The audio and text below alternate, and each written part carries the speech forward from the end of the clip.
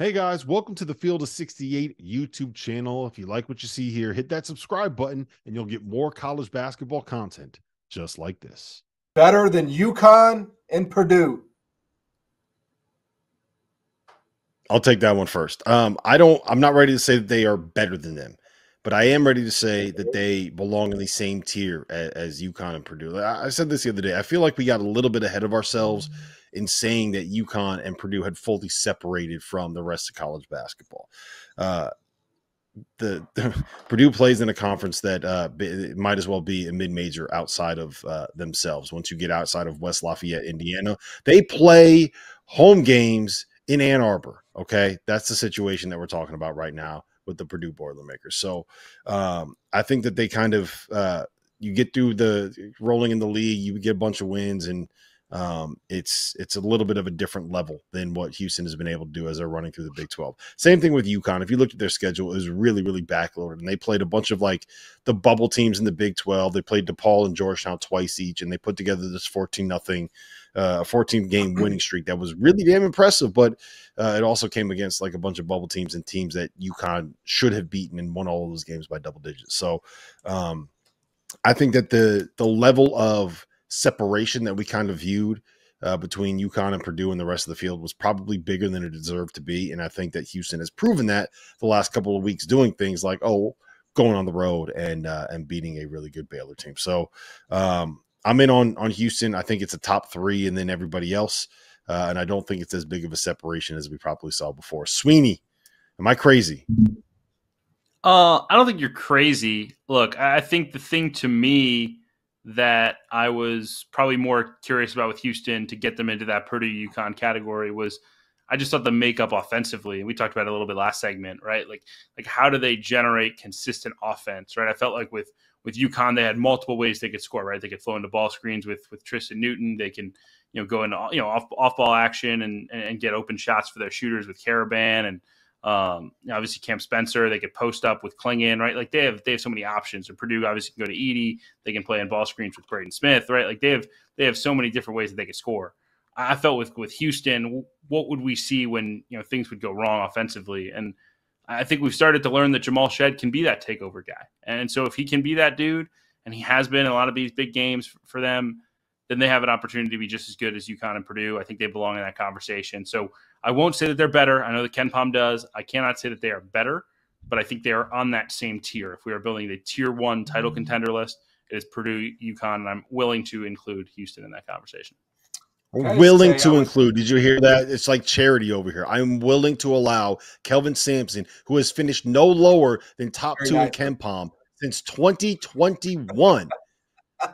Sweeney's willing to include him in the top tier. Kevin Sweeney. I don't think they were waiting for the invitation. I will say though, guys, I would just love to see the matchup with either of these teams, Houston and UConn, Houston, Purdue, simply just because I want to see what Klingon and I want to see what Edey would do against Houston's physical front.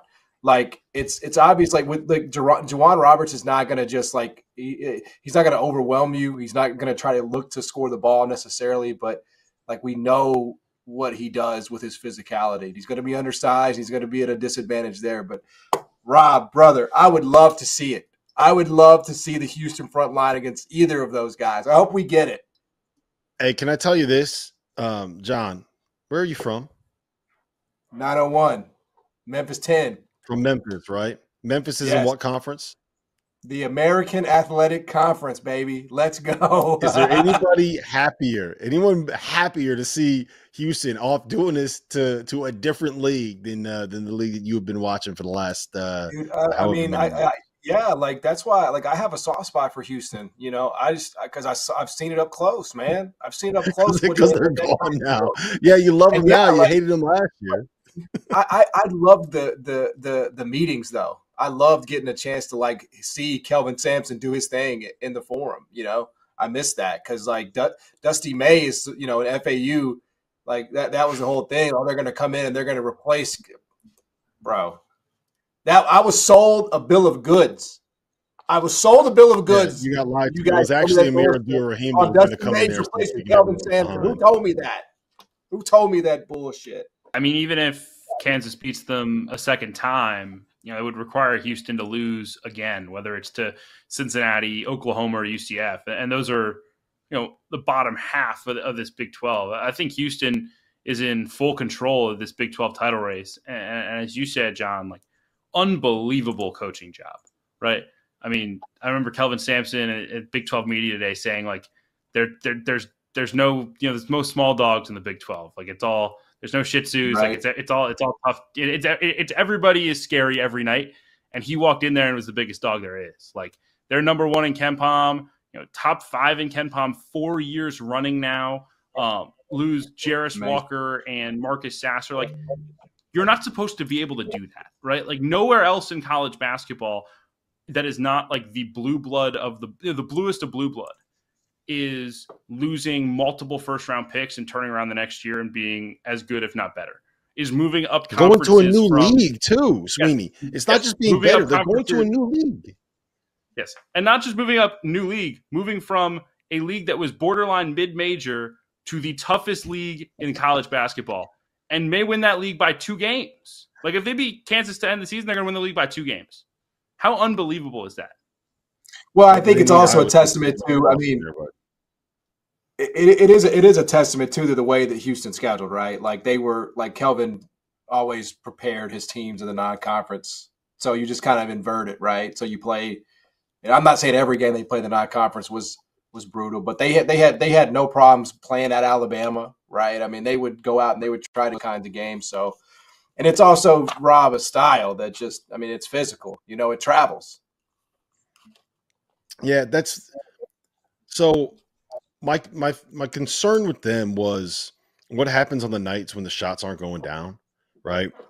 Or I'm sorry, what happens on the nights when the team that you play is making shots at, like, I think at the end of the day, great offense is always going to end up beating great defense. And I feel like there's going to be a point in time where Houston runs into a team that is making a lot of really difficult shots and really on fire from 3, and that it can kind of take them down. And the more I watch them, and the more I'm sitting here, I'm like, maybe that just doesn't even matter with this group, right? Like, Jamal Shead is so impactful on both ends of the floor. He's the head of the snake for them, offensively and defensively. He is the reason why their defense can operate with the level of pressure that they do. He is why they get as many easy shots as they do for guys like Jawan Robertson, Javier Francis, and Emmanuel Sharp, and LJ Cryer.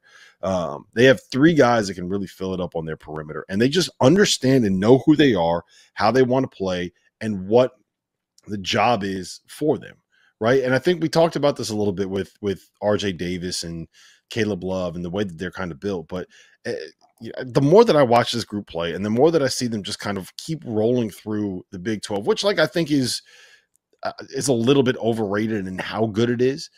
There's just so many teams that are, like, all kind of as good as each other and as good as the next guy, but to see them just continually roll through the conference is a really, really impressive thing. And I'm kind of at the point where I don't think it's just UConn and Purdue anymore. I think it's UConn, Purdue, and Houston in terms of the top tier in college basketball. And that's not something anyone that listens to the show knows that's not something that I would have said 2 weeks ago, 3 weeks ago, 4 weeks ago, but they just keep doing it, man. Like, and at some point you kind of got to, like, just tip your cap and say, all right, you know what?